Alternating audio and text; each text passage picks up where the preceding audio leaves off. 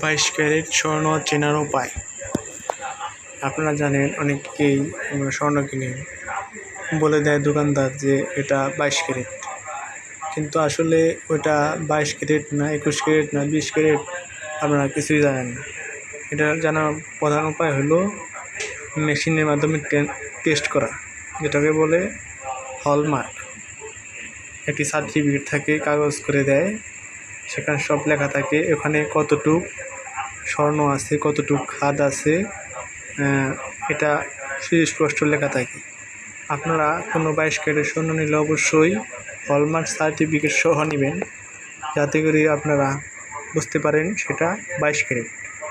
মুখের কথায় 22 ক্যারেট বলা কোনো কিছু নেওয়া ঠিক নয়, কারণ সেটাতে আপনার 21 ক্যারেটও দিতে পারে, 20 ক্যারেটও দিতে পারে, যার কারণে আপনারা দেখে নেবেন। এবং 22 ক্যারেট হলমার্ক লেখা থাকে 916, দেখা যায় চেনের মধ্যে এই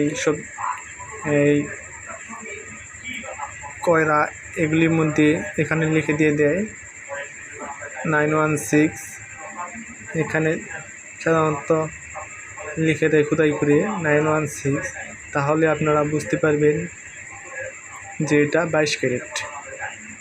তাছাড়া আপনারা হলমার্ক ছাড়া কোনো কিছুতে আপনারা বিশ্বাস করা ঠিক নয়, কারণ এখানে খোদাই করা লেখাগুলিতে বোঝা যায় 22 ক্যারেট। তাছাড়া যদি দেখেন যে এটা বলছে 22 ক্যারেট, সেটা অবশ্যই 22 ক্যারেট হবে না।